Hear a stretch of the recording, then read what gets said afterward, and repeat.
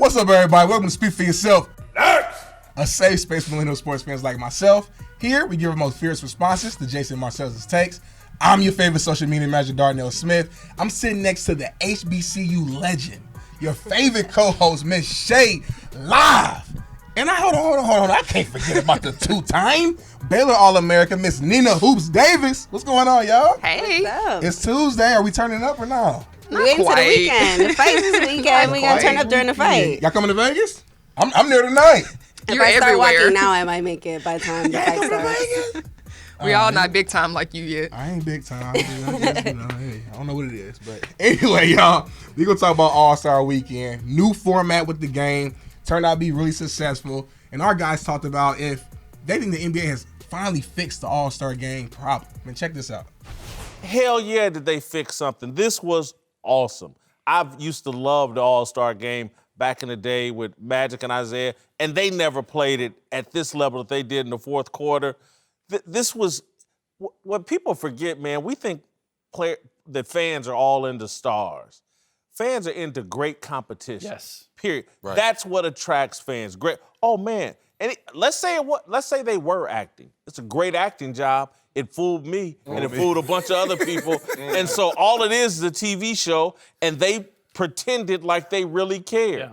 And that's infectious. And people are, oh man, the stakes actually matter. They want to win this money for these charities. You could actually hear the kids in the charities cheering and all that energy in the building. That was amazing. I hope they improve on it even next year, or if it just stays the same. But yeah, I think the NBA All-Star Game is now once again an event that is kind of must-see TV for me. Okay, Whit. Okay, I feel you on that. We're going to start with Shay, per usual. Do you think the NBA has finally fixed their All-Star Game, problem? I don't know if they've fully fixed the All-Star Game problem, but I think that it was definitely an improvement this year. It was definitely more competitive than fourth quarter. It made it very interesting. Taking the time off in the fourth quarter, I like that. What I didn't like was you can't win on a free throw. That was bogus, but it was their first year. I think it was definitely better than probably any other All-Star game that I've seen while I've been alive. Right. It's been a while for sure. So I like it. I like the direction it's going. I didn't know that I was going to like the three quarters separate and then going back in the fourth quarter. Right. I think there's just some logistics they can probably work out to make it more smooth. But I like the direction. I think it definitely improved from the previous years. Hoops? They had to do some improvement because this is my first time watching a full game in like 10 years, maybe? On that wrist? Oh, I'm sorry. There you In go. like 10 years or something? Got It's been a while since I've actually watched the full game. So I'm not going to even lie. I turned the TV on. I'm like, okay, I'm going to watch Jennifer Hudson, and then I'm probably going to change the channel. I ain't going to even lie to you. Then Common came out there and did his poem, and I was like, okay. Then next minute I know I had watched the whole game. And I'm like, they must have really been playing. So I definitely like the way they broke it up into the three quarters. I'm all about charity, so I was kind of upset that the third quarter, when it was tied, how they just carried the money over to the next round. I feel like they should just split that in half and give like the charity, one charity $50,000, get the other $50,000, like. It's charity. I mean, give it to both his children. You got the money anyway, right? Like, why just give all that to one person? So that was different. I agree with Shay.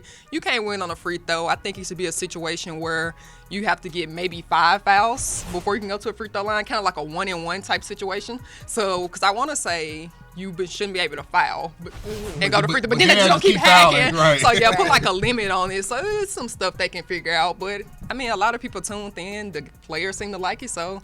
Seems like the right direction. Nah, for sure. I agree with you guys totally. I watched the game. The fourth quarter was amazing. It kind of, I ain't gonna say it felt like a playoff atmosphere, but it was like defense. They wanted to win. Like they were playing hard on defense and offense.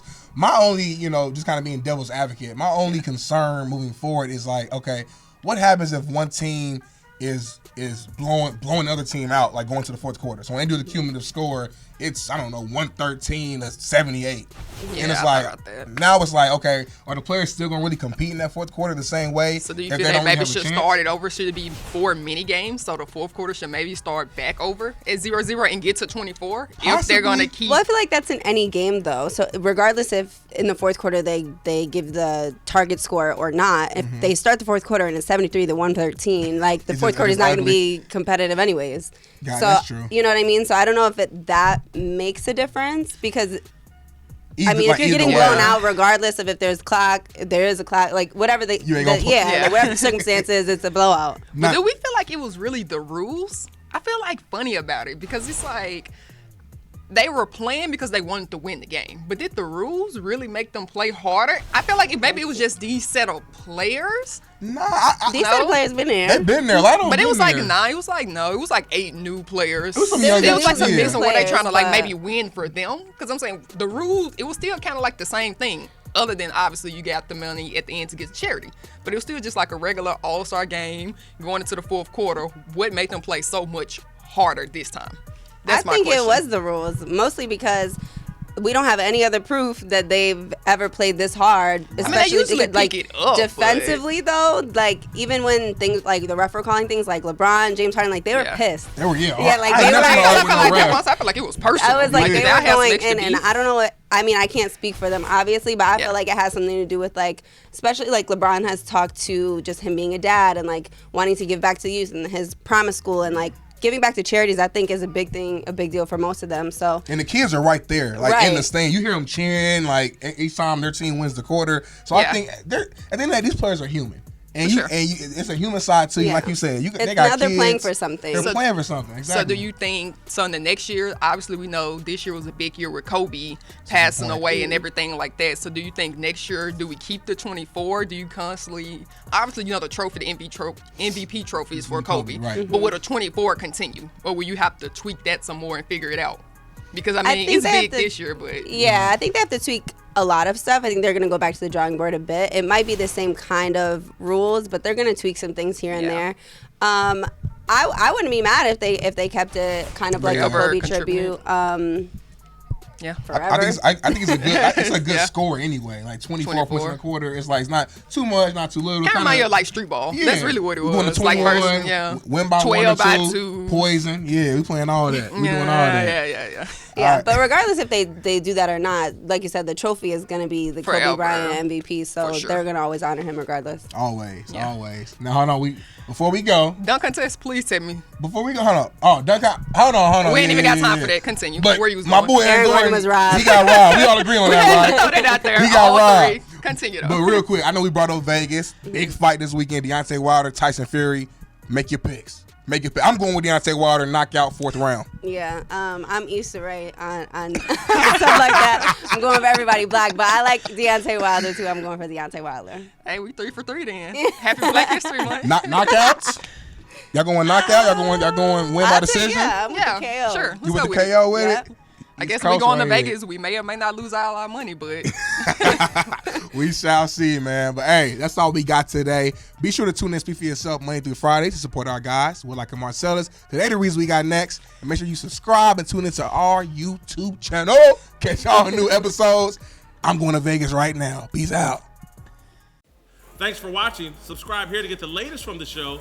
And be sure to check out more of the best clips from Speak For Yourself or go watch a few segments from our other shows on FS1.